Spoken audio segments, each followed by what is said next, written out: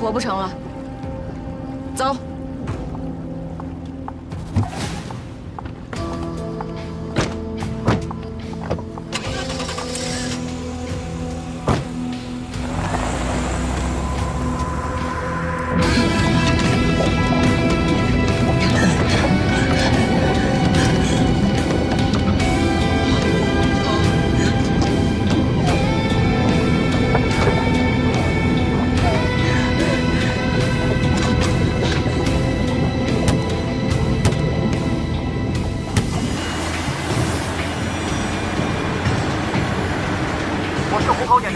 我是虎口检查站，并未发现来自锦江的车牌号为江 A68880的车辆。收到。出宁江必经过这个虎口检查站，难道他没离开宁江？从城区到虎口，有没有别的路去上海？我知道一条小路，走。好。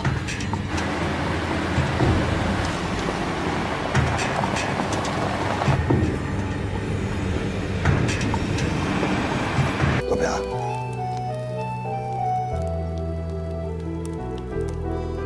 面对着风霜，写下对错问心无愧。面对着困难，你怎么样啊？仿佛问我是谁。挺好。没事，挺好。面对着希望，不甘于平凡不。 3天了。 回去歇歇吧。人没找着呢，歇什么？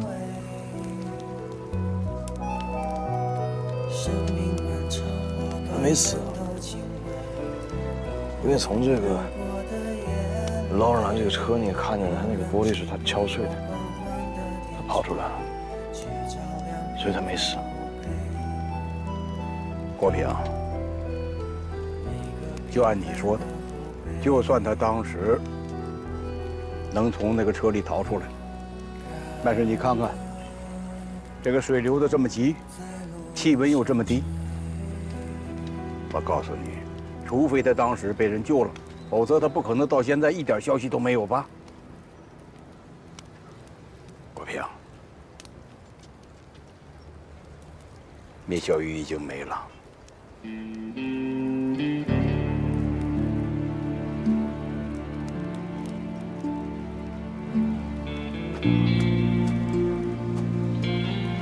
哎，你干什么去啊？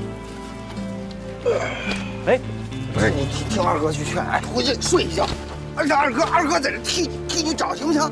你别那么倔啊！哎，你干什么？你不要忘了你是干什么的！我命令你，你跟我回去。你听见没有？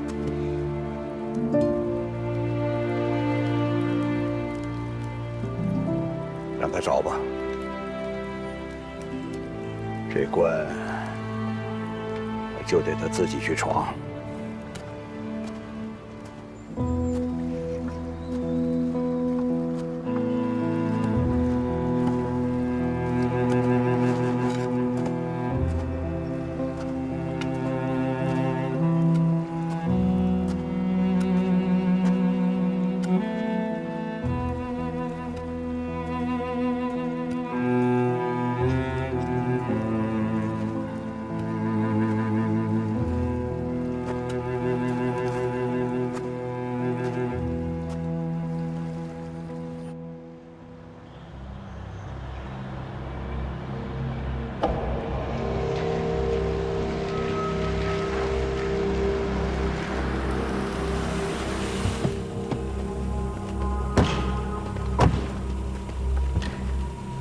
下车，快点！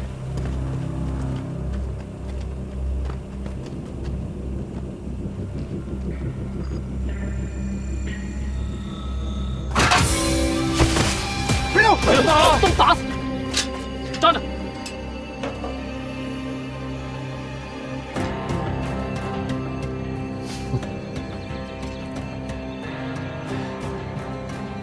刚哥，你这反应也太慢了。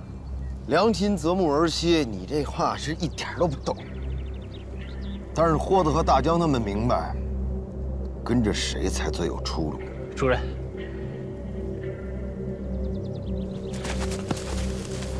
是。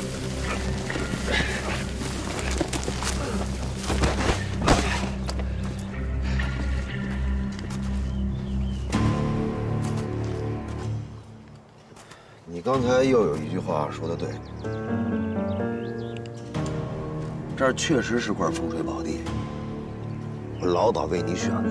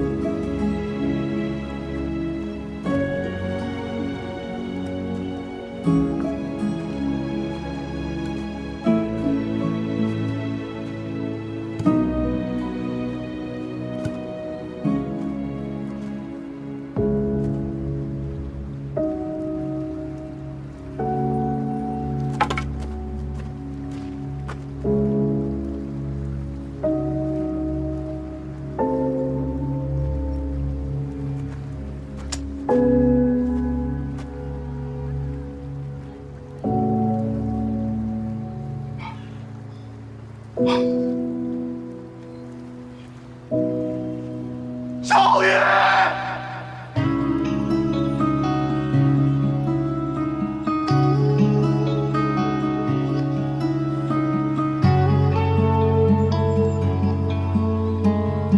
少爷！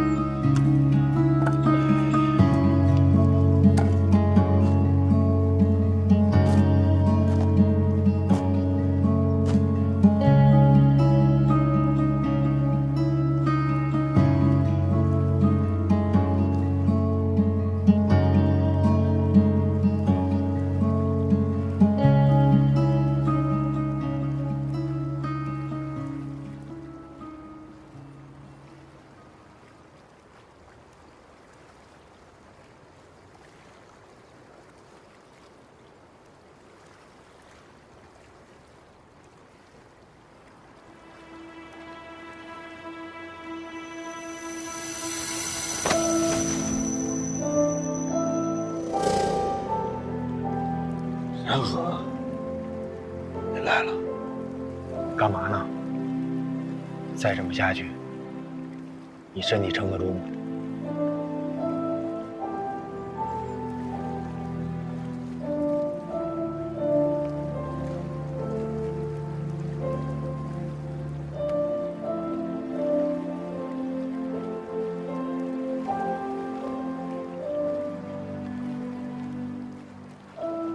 哟，这都长成大姑娘了。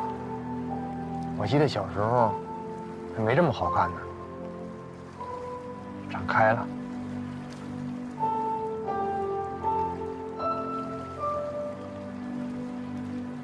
可厉害了，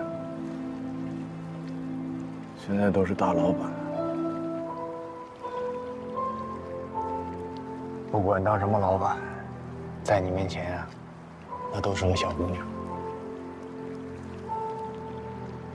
那就跟我叫老头啊，我有那么老吗？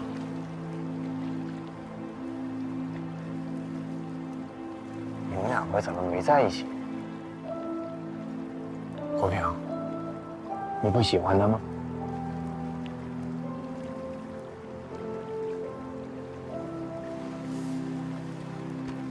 有一天，他问了我一句话，问得我心都快碎了。不是老头啊，你是不是嫌弃我？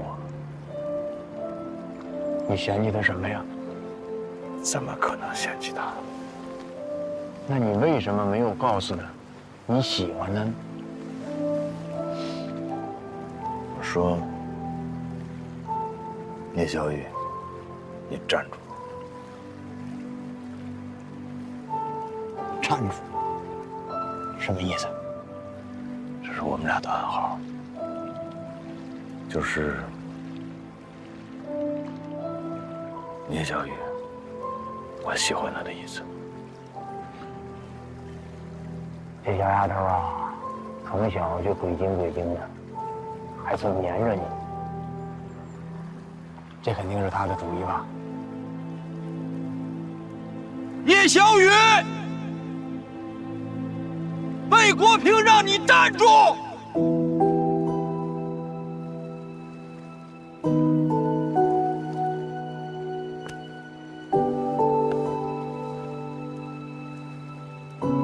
小雨，站住！你站住！你站住！聂小雨，魏国平让你站住！聂小雨，你给我站住！小雨，你。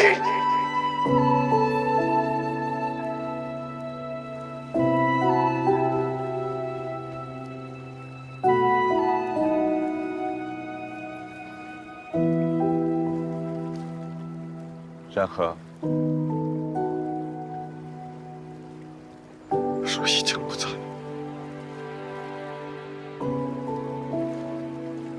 如果他还在，他一定能听见我喊他。不管在哪儿，他只要听见，他一定会出现的。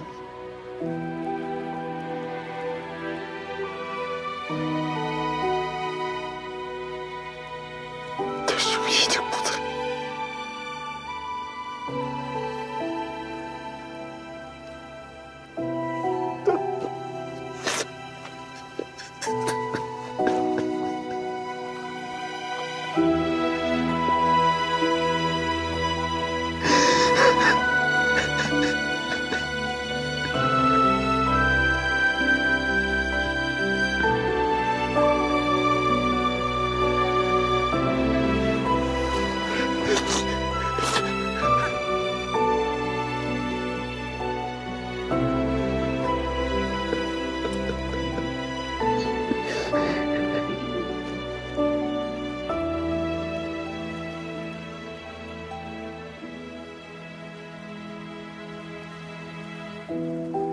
小雨这孩子命大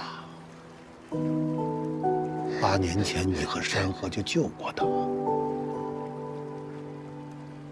他没不了。找，一定能找到。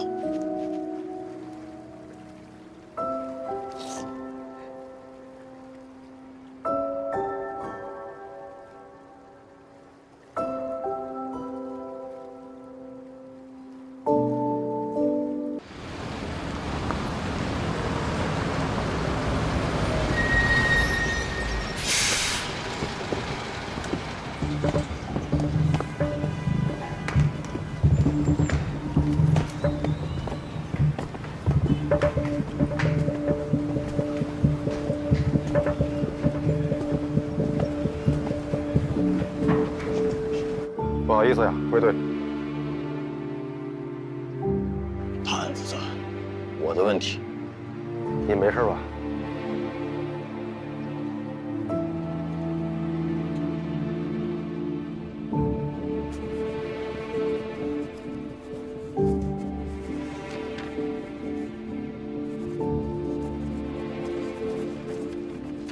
之前指认不实，这次一定要如实回答。说假话是要负法律责任的。好，我知道了。2月24号晚上，你到底有没有见着在福安里扔包的人？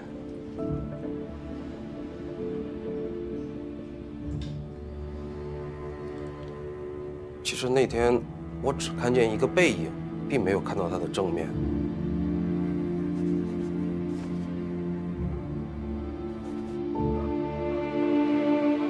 听说那个目击证人说的假话。哎呀，可不，已经另案处理了。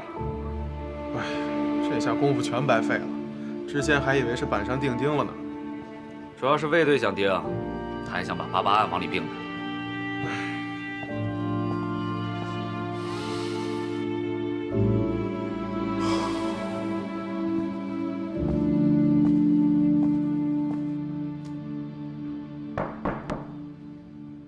进。哟，好，梁局，快坐。怎么？我听说案子又陷入僵局了。看见抛尸人的那个男青年啊，已经承认，他看到的只是个背影。对体貌的描述呢，也是稀里糊涂，所以啊，这条线，这不等于断了。另外呢，尸块里的碎石也被证实不是来自呢梁云家的现场。现在呢，唯一让我们高兴的，就是梁云找到了，人还活着，活着。据他本人说，他跟薛家健分手以后呢，跑到外边旅游散心去了。我们呢也找旅行社进行了核实，情况基本属实。不管怎么说，不再多出现新的受害者，就是好消息。另外，我听说 DNA 的检测结果也出来了。对，鉴定结果呢，可以认定死者是于爱卿。这对我们来说，也算是个不小的收获。最关键的是，薛家健被咱家丫头用乙醚的案子给摁住了。虽然说现在只有性侵的线索，但是碎尸案还是可以沿着这条线索继续查下去了。苗局，别安慰我了。现在可以认定，薛家健根本就没有抛尸的时间，所以啊，碎尸案这个凶手一定是另有其人。至于魏国平呢，死抱着88案，非要跟薛家健外出这个时间的巧合点往一块捏，驴唇不对马嘴，成为不了直接的证据，是不是？一码归一码吧。在整个案件推进过程当中，他的表现还是不错的。救高秀莲、找艾莹、抓薛家健，都是他和3队做的。哼，你就别夸他了，再夸他更摁不住了。光去闯现场就这一项，就必须要严肃处理他。说实话，一开始所有的证据都指向薛家健，大伙在心里啊也基本上认定他就是真凶。现在突然被推翻了，这搁谁那儿都会被闪一下。闪？魏国平闪的太少了，他应该再多闪点儿。你呀，就是嘴硬。真的不心疼这个徒弟？怎么办呢？这我抓的是全局的业务，我不能为他一个人考虑吧？这个事情对他的打击可真是不小啊。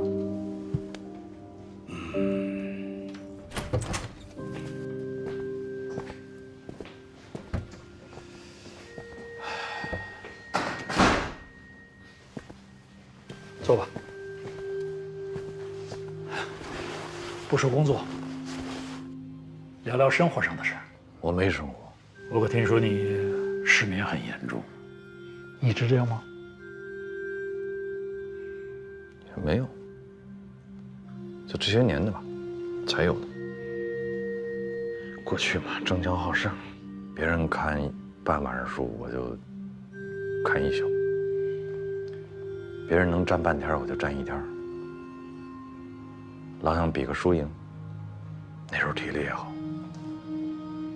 不睡觉没关系。现在想睡睡不着。你说的这些情况，是在陈山河那件事之后发生的吧？您不是说我们聊生活吗？哎，我现在说的就是你这个人。我这人也没啥可聊的。你是个人才。一个优秀警察应该有的特质，你都具备。忠诚、勇敢、执着、不怕困难。你的经验、头脑，你的领导力都很出色。冷不丁夸我感谢领导。我这就说到你的缺点，你的缺点其实也就是你最大的优点——执着。可执着这个东西，它是个双刃剑，要是没有恰如其分的控制，那它就很可能变成一个致命的弱点，变成偏执。对，偏执。您不是第一个说我的这个问题，我相信也不会是最后一个。听你这意思，是不打算改了？想啊，改不了，跟失眠一样。还是因为陈山河吗？咱能不提这茬了吗？您接着找找别的缺点。我挺爱听的。作为一个老公安，我知道你是种什么滋味。一开始是震惊，你也不愿意承认，然后是愤怒，是悲伤，你也不知道从什么时候起，这种种情绪就会变成一种自责。你会问自己，为什么死的那个人不是我？你会觉得活着是一种太沉重的东西，会让你觉得喘不过气来。你不敢喝酒，你甚至不敢睡觉，恐惧一切可能会让你失去冷静的东西，因为哪怕是一点点、一瞬间的脆弱，都会让你觉得死去的战友还在。3队弟兄在等我，我能有点事儿先去处理一下。就是这样的压力，它会让你想到，唯一能够逃脱这些困扰的方式就是破案，不顾一切的破案，找到他，抓住他，这样才能让你高位战友。没错，才能解脱自己。没错，就是这么想的。我就要破这个案，我就是想把这个人抓住，而且我一定能抓住他。我向他保证过。我经历过和你一样的事情，我也走过同样的弯路，所以我希望你不要被这种情绪左右，不要失去你的冷静。这是破案的大忌。谢领导提醒。我们现在可以聊聊另外一件事了。聂小雨，他是你什么人？我是电机厂子弟，我父亲和聂宝华的爸爸是以前在一个车间，所以我跟聂宝华是从小一块长大的。聂小雨是聂宝华的亲妹妹。我问的是，他是你什么人？朋友。普通朋友还是男女朋友？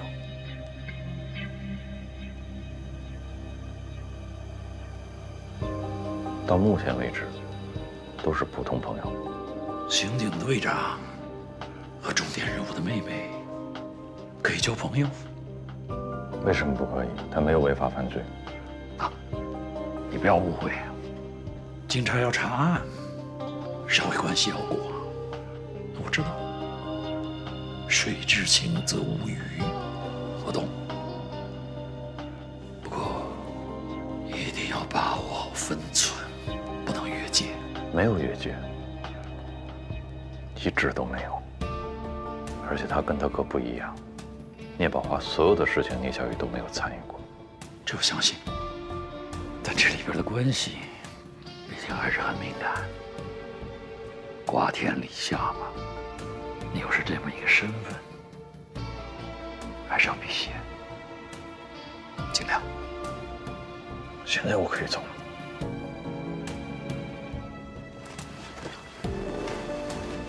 人都是有情感的，这太天经地义了。因此，很多人经常都忘了，法不容我希望你不要忘了。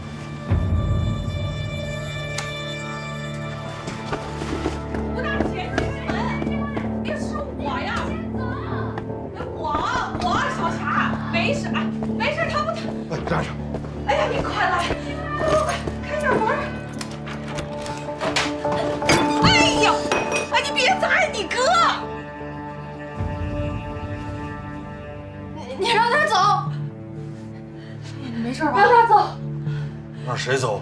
哎呀，他把你当成他了。什么？派出所跟我们说这儿住了一个刑满释放人员，我们说就过来看一眼。结果你看小霞吓成这样了。人在哪？那儿，对面。谁呀？这是？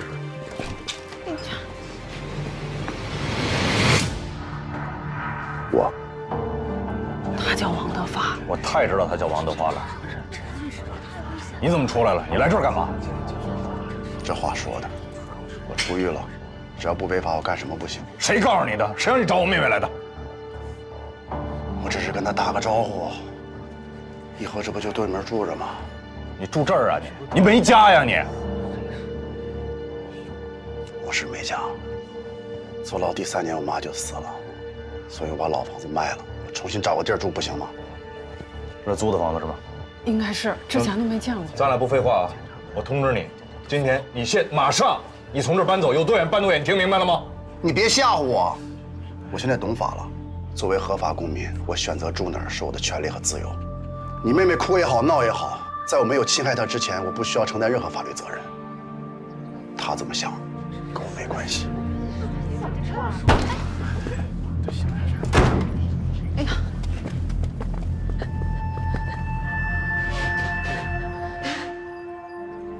小霞，你让他走，让他走。麻烦过一下。好，谢谢。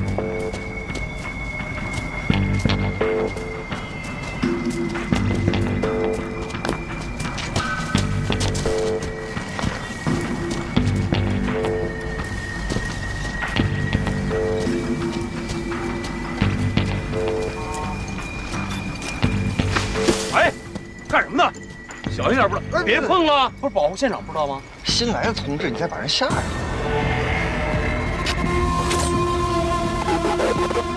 没事吧？我第一次见尸体的时候，我差点没吐了。跟2月26日那起有关联吗？致命伤是一致的，利器切割喉咙。从伤口的走向来看呢，也都是左撇子干的。还有，死者都经历过性侵。上一起案件的受害者头部有钝器伤，指尖里残留有凶手被抓破的皮肤组织，跟这一次还是有不同的。那也不能排除不是同一个所为，没准上一次罪犯啊作案的比较仓促呢。如果真是同一个人所为的话，那他这一次准备的更加充分，性侵时还特意戴了安全套。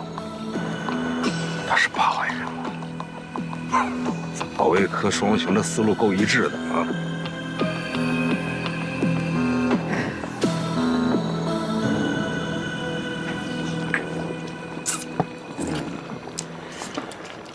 排查的怎么样了？哎呀，别提了吧，摸排了3天了，哎呀，啥也没有，连根毛都没摸着。你说你是怎么说话呢？你比这个国平早入警队，就这态度啊？国平，不学他，你稳点啊！我很稳。来，师傅，我再给您添点。以后不能叫我师傅了，你现在有正经的师傅了。那不正经的不也是师傅吗？来，反正我是电机厂出来的，我也是您给培养起来，我才当了警察的。哎，所以您一辈子都是我师傅。您知道现在公安局的人跟我们俩叫什么吗？叫什么？保卫科双雄。哎呦，得了吧，这是什么好话呀？啊，不是好话是啥话？这小屁孩大人说话你插什么嘴？回去学习去啊！来，把这个干掉。还是狗品哥好。你呀，你就这么惯着他吧。我跟两个说呀，这个人啊，得赶快给他抓着。现在宁江市都传疯了，说咱们宁江来了一个割喉的恶魔，整得人心惶惶的啊。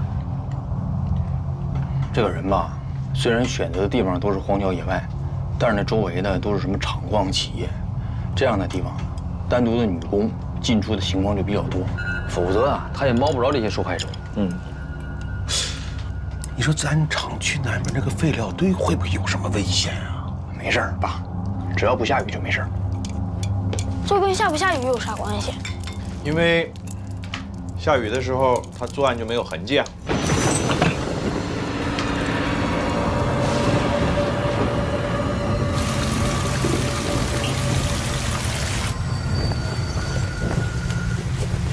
哎，下这么大雨，你们干什么去？巡个逻嘛，没事儿啊。我哥和国斌哥出去抓坏人。你换衣裳干啥呀？我跟你们一起去。哎，你好好学习去，想要当警察先考上警校啊！警校没考上呢，那能行吗？去，回去。走吧。走了吗？今天注意点啊！能不能抓着坏人还得看运气呢。走了。警察，哎，出了事情。哎，注意安全啊！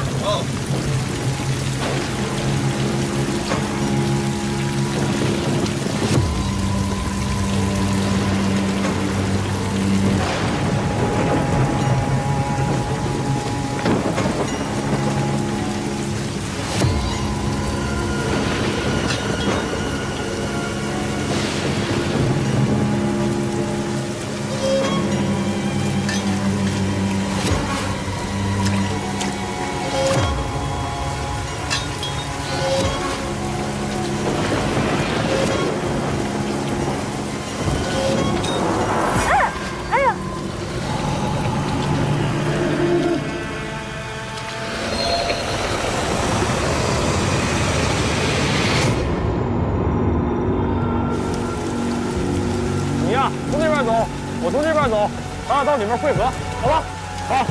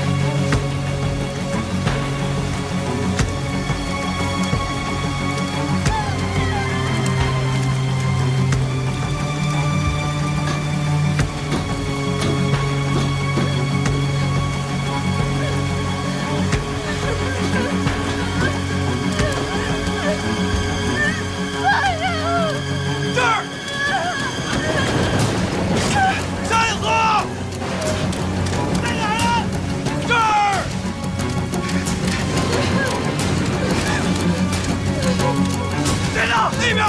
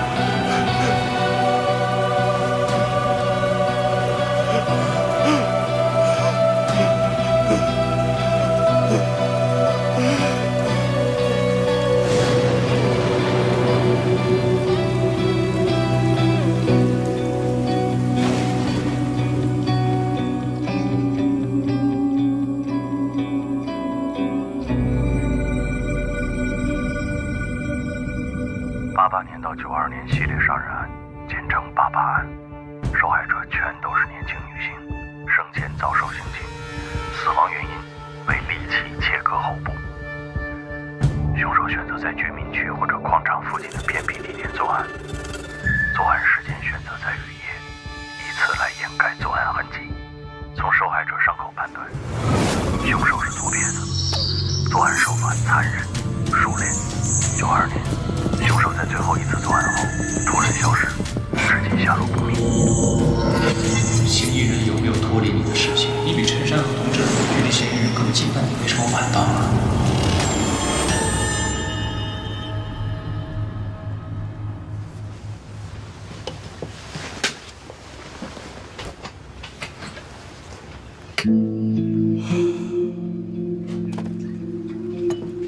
我睡了多长时间？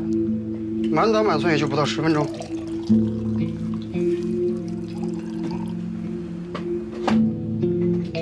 中了大奖了。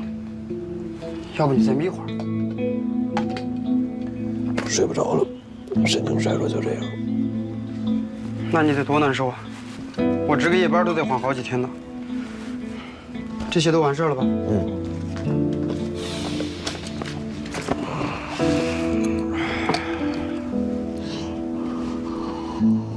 今年能调到的重大刑事案件汇编都在这儿了。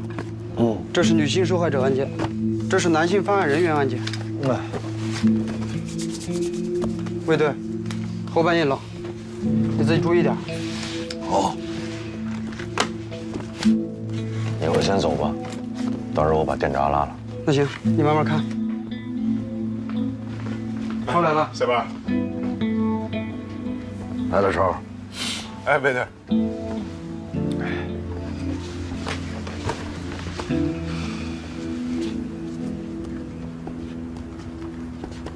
卫队，那个兰园抢劫案在哪儿呢？刚才抓了一小子，好像就是正主。东边左手第3排，628、629那一块。0628。我记得当时一共报过3起吧？第3起没法并案，0928那块。你蹲下来。右手边，928，你看看。为啥呀？因为头2起都是一脚踹门而入，第3起不行，一扇门上6个脚印，无论是破门方式还是力度，都跟前2起不一样，所以没法并案。哦。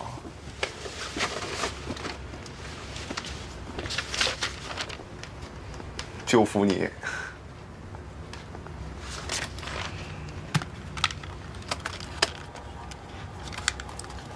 怀中市428强奸杀人案，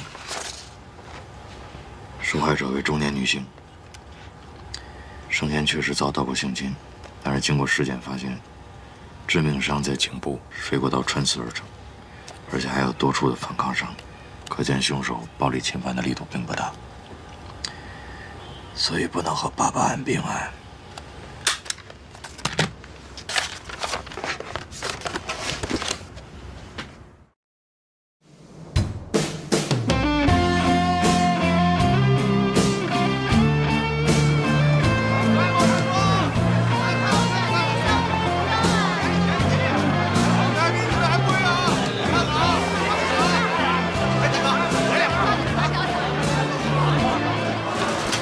结婚的东西啊，这套也很好，你看这套。这结婚啊，就是要喜庆，红红火火，顺顺利利的。当然了，哎，不错不错，我试试，驾照也要拿好的啊。不错吧？小雅，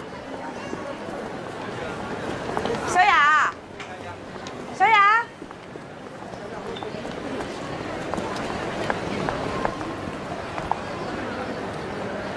刚从香港打的货，全您家，就我家有。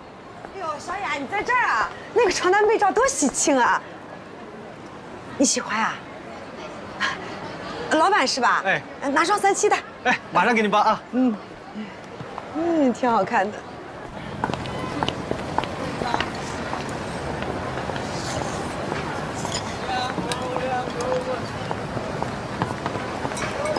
尔登，没醉啊？阿福真稳。废话，快50了，还是老侦查员，还有谁比我稳？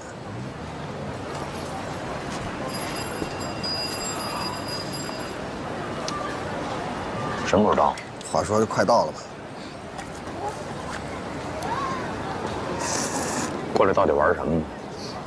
枪啊、药啊，还是水货呢？活来得及，就在场上。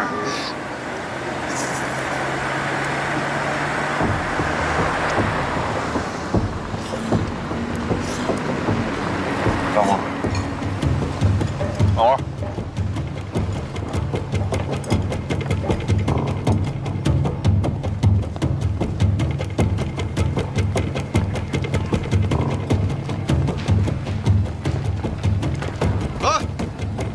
听好了，瞅准了再泼，别惊着群众，别碎了东西。听着没有，汤儿说你呢？得了吧，汤儿，上次那玩意儿是你。上什么次？上次这次说你呢，你得注意，别大锅饭，谁砸谁肥。好嘞。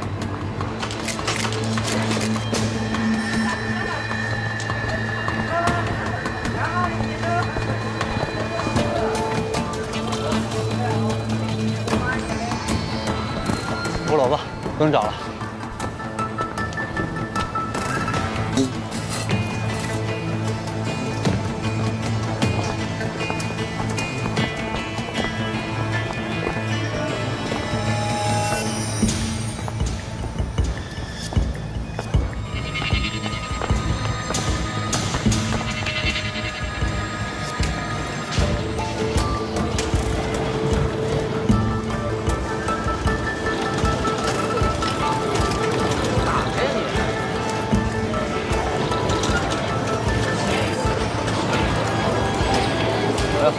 几位大哥，玩游戏啊？老板在吗？老板没在。哎，干什么？老板不在，老板不在。别动！警察！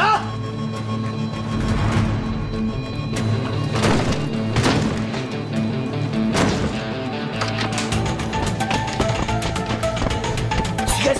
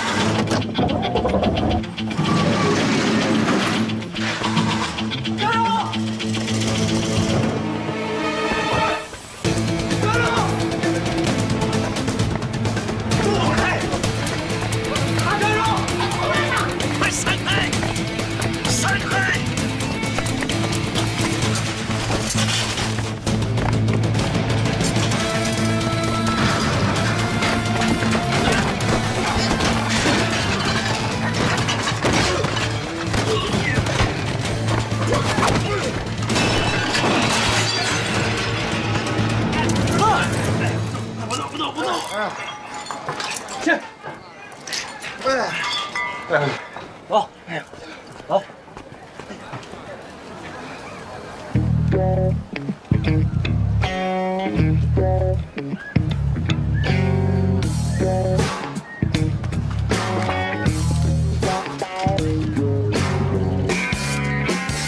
别的单位啊，都有什么工作手册什么的，你们领导估计也没这文化水平。来，都抬头，看这，治安管理处罚条例，一会儿啊，一人给我抄一份。我告诉你们，脑袋掉了，碗大的疤了。我孟三儿也不是面捏的，今天你们要抓要关，看着办吧，反正我啥都不知道。场子都清完了，喊什么呀？都是你的人，喊给谁听呢？给我听啊！我说卫队啊，您老人家就别折腾我行不行？这半天了，生意都黄了，我也得吃口饭呀。你吃饭那家伙在你肩膀上牢靠吗？不是，孟三儿，你为什么跑？我知道啊，你要不要自己跟我说说？我什么都不知道啊。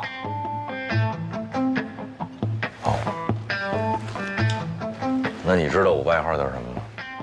当然知道，为无期呀。哦，就是您老人家办的案子都是从无期徒刑起跳。那你要不要琢磨琢磨，再重新说一说呢？我真啥也没干呀。你在这儿跟我说，我能帮你什么？你心里清楚。你现在不说，我带你回去说，性质就变了吧？你要不要重新琢磨琢磨怎么说？别给脸不要。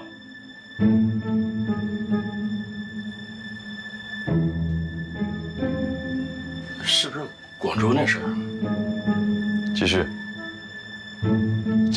这是我对天老爷发誓啊，跟我一点瓜葛都没有。我不去，他们非得让我去。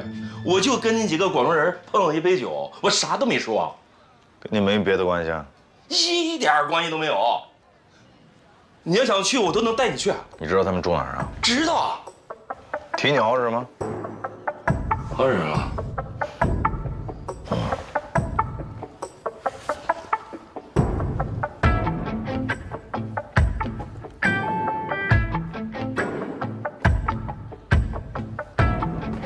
链哪儿买的？借我试试呗。这金的。哎呀。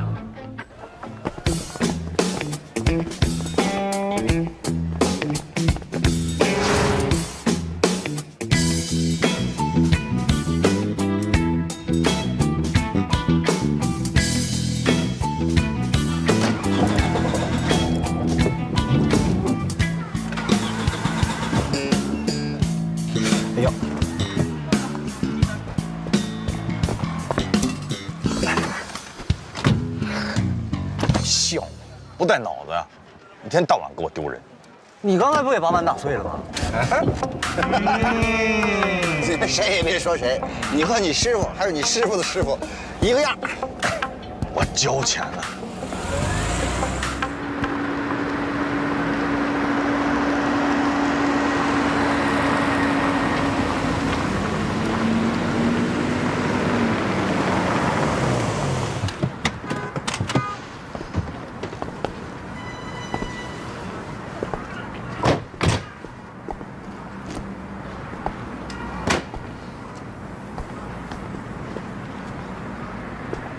这帮人挺会挑地儿，这饭店适合抓捕。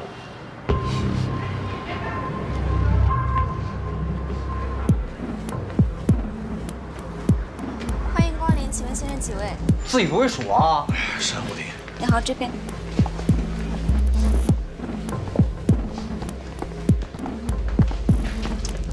挺横啊，香吗？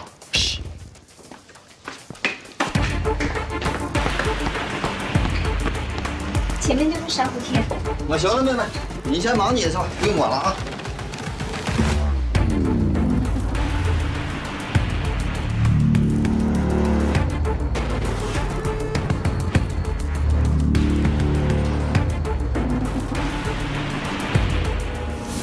孟先生是哪位啊？我们老板要孟先生一个人进去了，剩下那些兄弟安排隔壁包间喝茶。还是信不过我孟老三的啊！行，喝茶去。好嘞，大哥。这边请。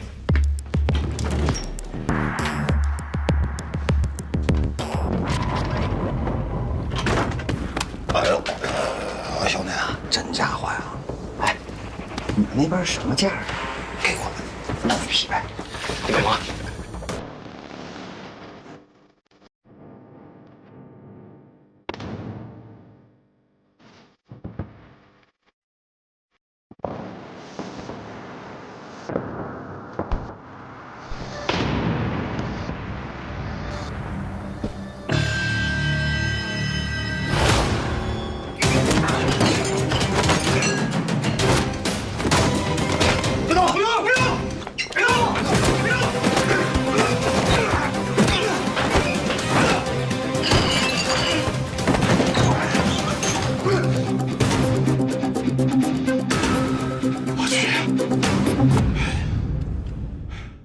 ？profile from a sample that's 10 to thousands times smaller. 研究人员。哎，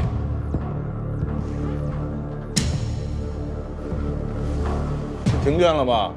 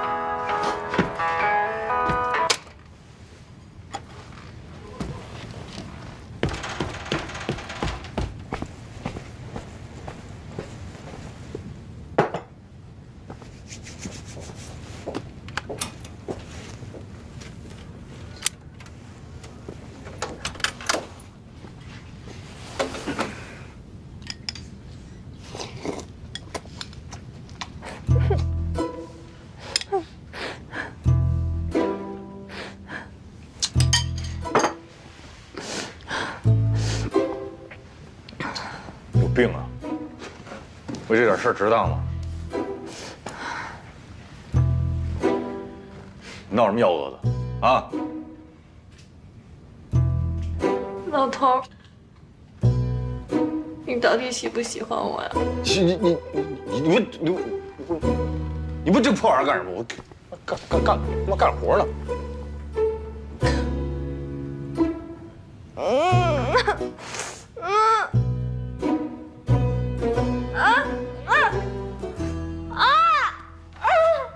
哎，轻点，轻点。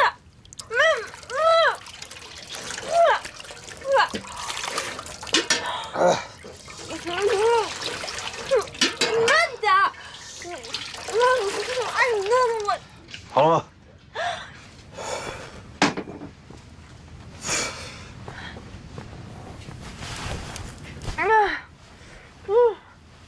怎么这么辣？清凉油抹眼睛，亏你想得出来。挺大人了，能不能别天天我到哪儿你到哪儿？净给我添乱！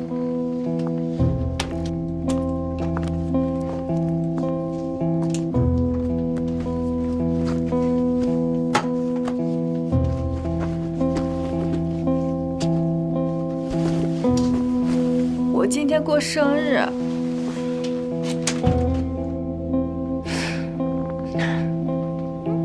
我不就是喜欢你吗？怎么就那么难啊？你赶紧找一个你合适的人，你赶紧嫁了，我觉得挺好的，别在这我耽误功夫，啊！你好好的呢，咱俩还能当哥们儿处着，你就这么闹，咱俩这辈子只能老死不相往来。那就老死不相往来。老头，你是不是嫌弃我？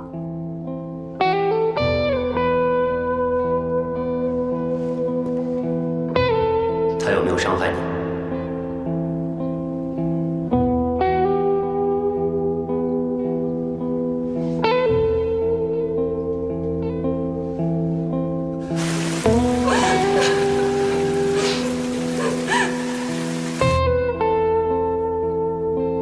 没有。你确定吗？我确定。没有。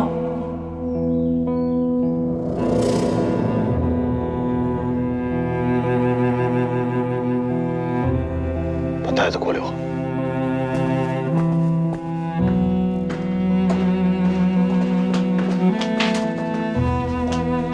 梅国平，我再也不理你了，我说的是真的。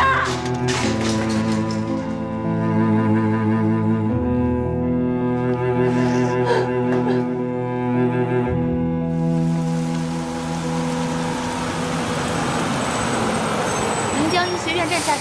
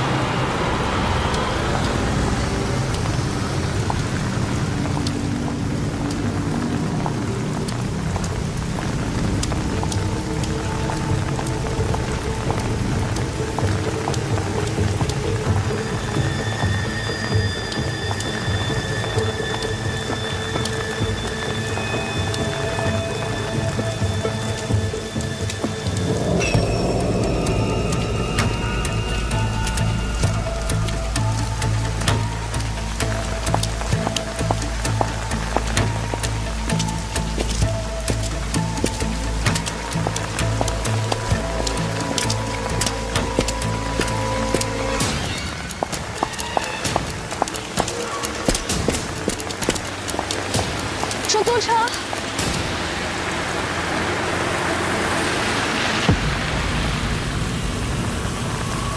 坐车吗？不用了，谢谢。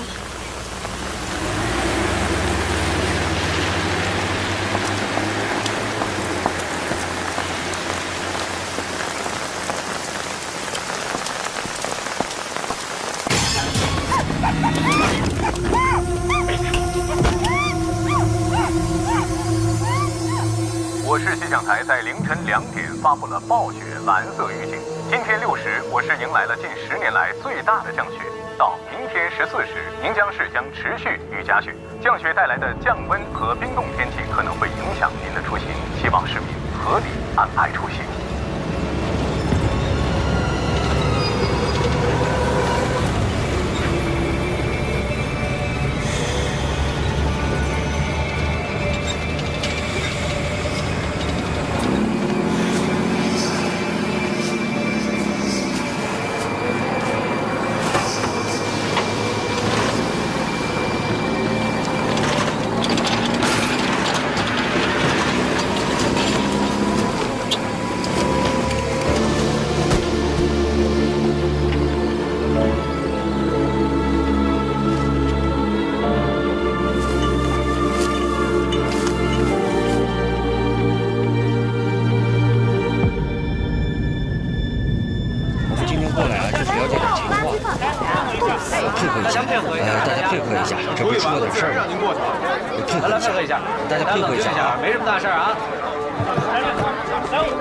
卫队，你可来了！怎么了？出大事了，不然不可能惊动你们。来，让一下。没什么好事，你要支持一下，时间不会很长的，好不好？互相配合。包所，往后退。这是我们豆芽桥所所长包维强。大家好，来了啊。情况是这样。今天上午5点15分，我们辖区的一个环卫工人到所里来报的案，东西呢就是这垃圾箱里发现的，现在就在他家里搁着呢。什么东西？去看看吧。走，来走。来让一下，让一下。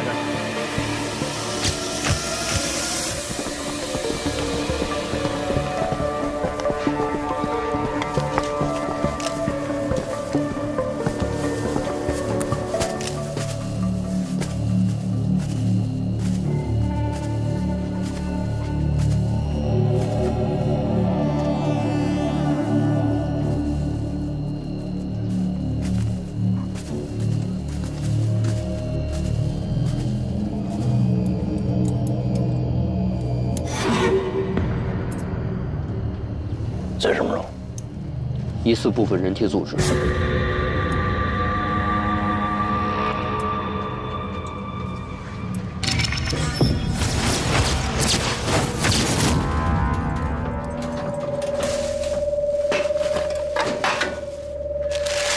据说的这一片的亲戚工讲，昨天晚上干活的时候，他在垃圾点里发现了一个黑色的塑料袋，包裹得很完整，不像是一般的生活垃圾。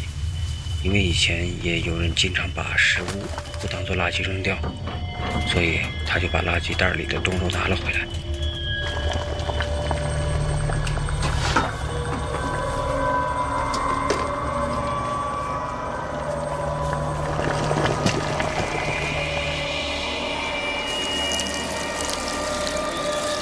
回到家里，他烧了水，打算给肉解冻，结果就发现了人的牙齿。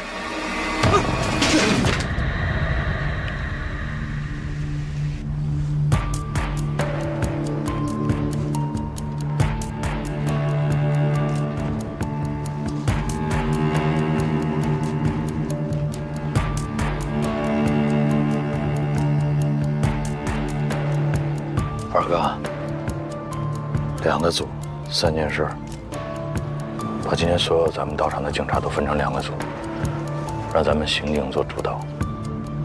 第一组把外围沿途所有的住户都摸一遍，问问他们说从昨天晚上到现在谁在这扔过东西。第二组把你们辖区内所有的这个垃圾箱赶紧封了吧，一个一个查，他们所周边的这个4个辖区派出所一个都别漏。明白。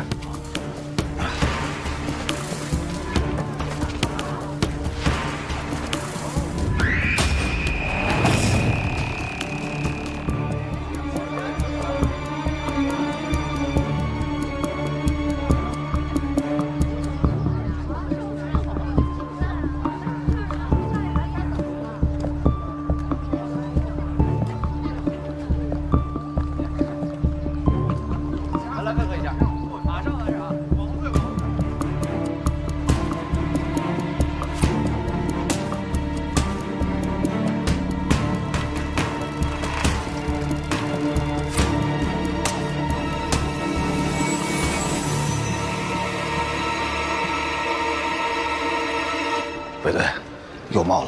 哪儿？四坡路。3队上车。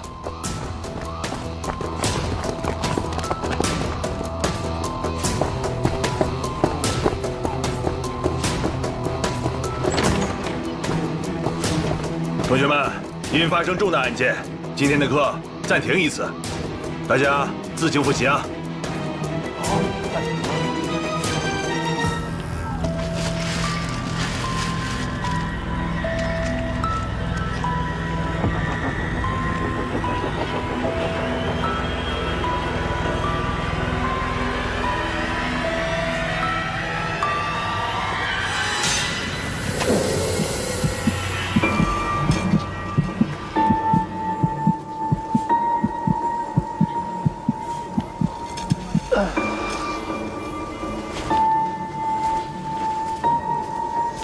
陈勇，去那边看看，了解情况。好，你跟我走。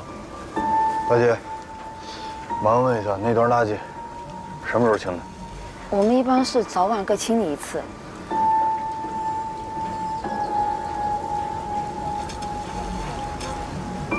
人命关天啊，希望你认真配合啊。你这有什么其他情况，你也可以跟我讲，我不跟你领导说。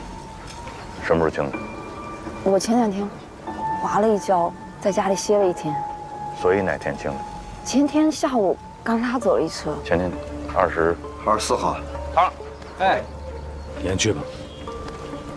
来，24号，那就是24号夜里和25号抛尸的可能性最大。这2包尸块应该只是一小部分，至少还有60、70斤不知道在哪儿。二哥，那我有没有可能把这个时间线再往前拉？比方说23、24，假设都有可能有人抛呢？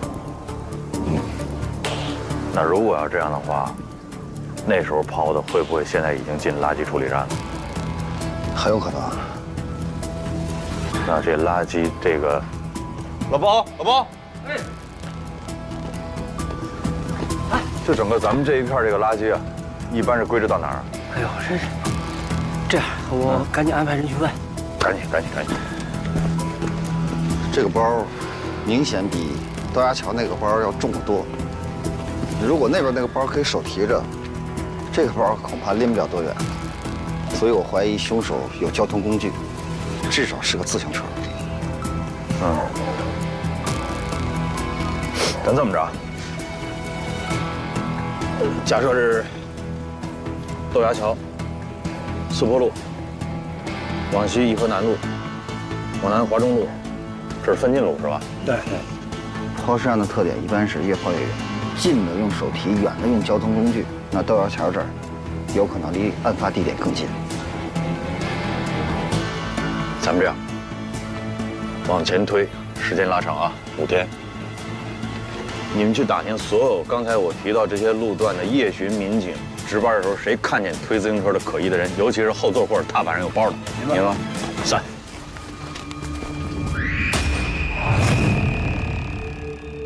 情况怎么样？结合刚才豆芽桥的，基本上是可以确定是人体组织，但是具体情况呢，要回化验室才能确认。你回化验室那是肯定的啊。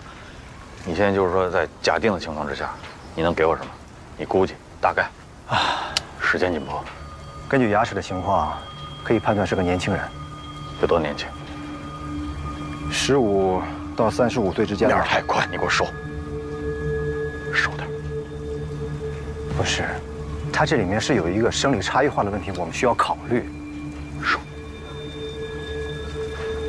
根据我的经验判断，20到25的概率最大。性别？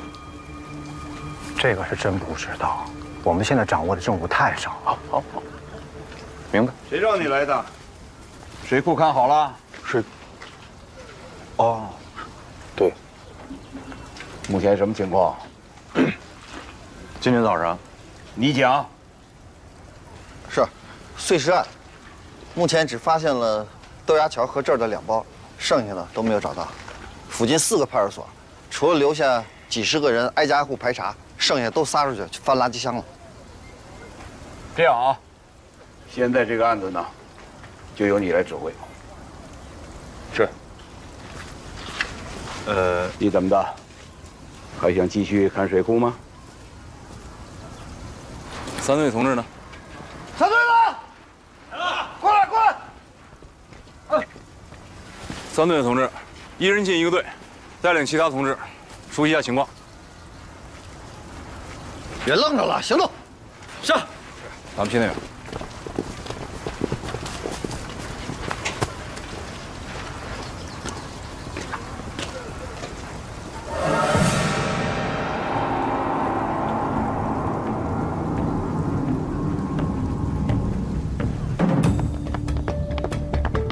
现场的痕迹破坏的比较严重，我们能掌握的也只有这些。廖局，哎，老顾，给你介绍一下，这位是在宁江组织学习的省警校刑事侦查学教授吴克，我们认识，好久不见，老吴。日子过得真快啊，10年了吧？开始吧。目前掌握的线索非常有限，死者是谁？死者的性别、身份、案发的时间、杀人的现场在哪儿？分尸的地点又在哪儿？这些对我们来说都是一概不知。再加上外面，现在这个雨是断断续续下个没完没了，现场痕迹的保存条件呢是非常差，这在很大程度上增加了我们破案的难度。这样吧，我们先请省警校的吴教授拓展一下我们的思路。吴教授，我看还是先听听年轻人的意见吧，他们的思路比较开阔。你怎么看？就是你。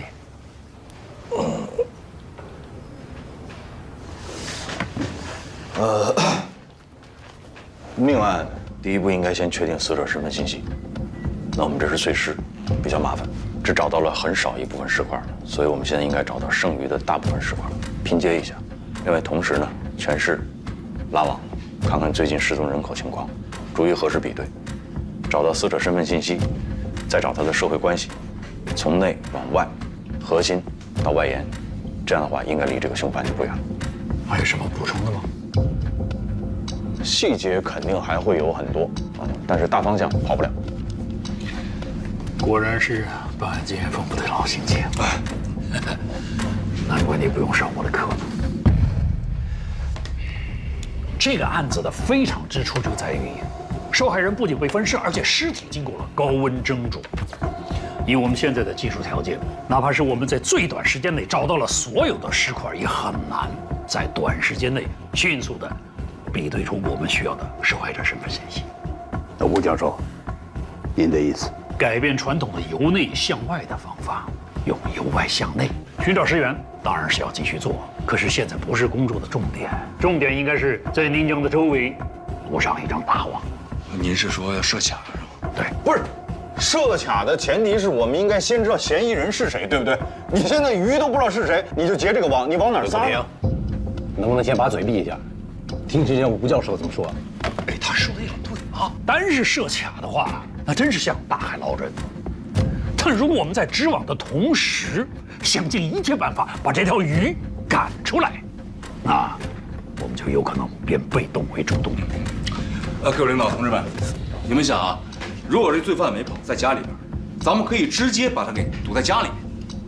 如果他耐不住性子要逃离，在这种仓促逃离的情况下，就是即便咱们抓不到他，这也会留下大量的痕迹，还有线索，是吧，吴教授？好啊。不是，那我们这个尸块还找是不找？谁不让你找了？不是老魏没说不让你找，是吧？咱们现在是主要找主攻方向。要分个主次，我分得清主次，我听明白了。我们找尸块这肯定是次的，问题是次的，你们能给我多少人？谁说你是次要的了？你听人家把话说完行吧？我认为首先我们要满足这个排查、设卡的警力布置，剩下的全都给你。那可以。好啊。宋哲，说一下人员具体怎么安排的？是这样，我们全市干警现在能动用的不到200人。我这边要是拉网排查，最少需要150人。我那50也给你算了呗。真的，200人设卡拦，然后人没到的时候，你们直接把那个垃圾箱替我也翻了，不完了吗？哎，你干什么去啊？我会没开完呢。不是，这个个会我看明白了，我要再开下去的话，我3大队的人都保不住了，对吧？西瓜反正已经有人捡了，芝麻你们还捡不捡？芝麻不但要捡，一粒都不能给我少，知道吗？3队保证完成任务。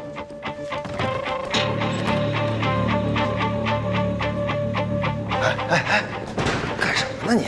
人家毕竟是省里来的专家。是啊，宋哲在就够了，我们不做别的工作吗？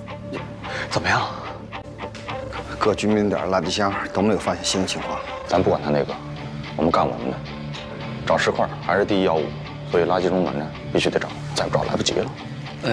几位领导，我问一下啊，因为每天离开咱们泥江的人比较多，我们怎么才能迅速判断出谁是凶手呢？这种程度的分尸，其实是很难办到的。因此，我们怀疑这个凶犯他应该具备有相当的外科手术能力的人，或者是有宰杀牲畜的经验。他还需要独立的、可以操作的空间。找个人捎给我师傅。就说这是我补充发言。好，走。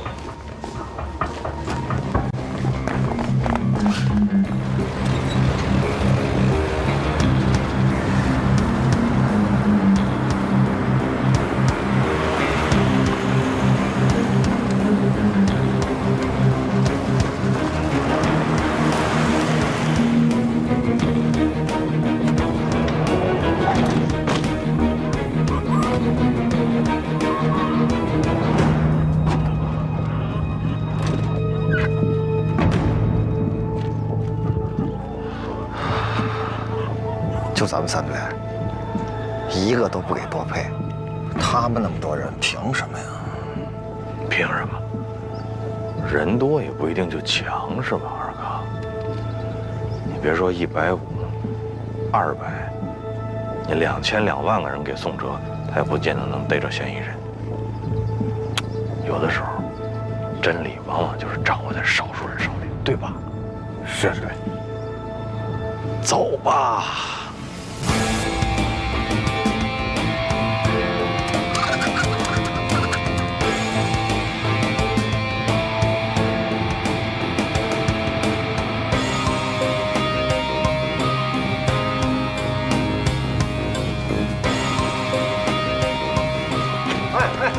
你们干嘛的？你好，啊，是刑警队的，把你们这个垃圾车停运一下，我们要检查。检查？没接到领导通知啊？那我们现在就通知你。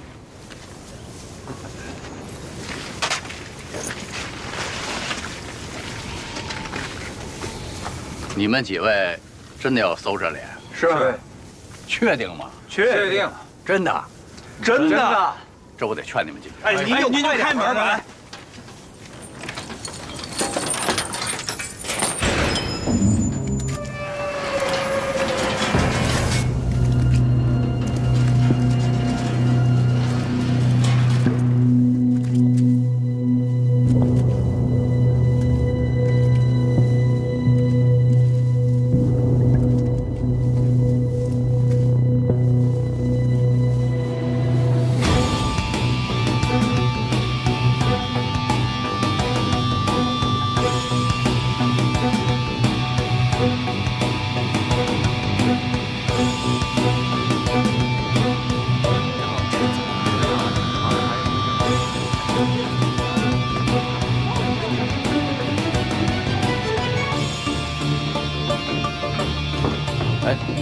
不觉啊！你们分局刑警队到了吗？都到齐了。哎，不觉，卫队跟省里的专家杠起来了。谁瞎传的这些闲话呀？啊，查案的消息要这么灵通就好了。顾局，听说省里的专家要插手咱们的案子。不会吧？我们的案子让别人插手，这太不合适了呀！胡说八道什么？你们不是来办的？顾局，大伙儿都要去支援卫队。对，到底要搞什么？你们？顾局，这是卫队长交给您的。发动各单位、街道、居委会自行核对失踪人口，缓解警力问题。夜巡干警很有可能有人看到过抛尸者，重点询问。我强调一下啊，从现在开始，所有的行动要服从统一指挥。啊，是。哎，廖局，啊，老顾，有事吗？有点事跟你说。你说说这个魏国平啊，这前段时间我刚刚向上级汇报过干部考察的事儿，这混小子今儿就给我来这么一出。你说说，让上级领导怎么看待咱们选拔干部？难道就让他们看现在年轻人敢在专案组的会议上和领导叫板？哎，是，这种行为确实不应该鼓励。哎，对了，垃圾场那边有什么消息了吗？还没有。廖局，任何侦破工作，除了严谨缜密的刑侦手段，运气也是缺不了的。做，就他那运气，完了啊！我走了。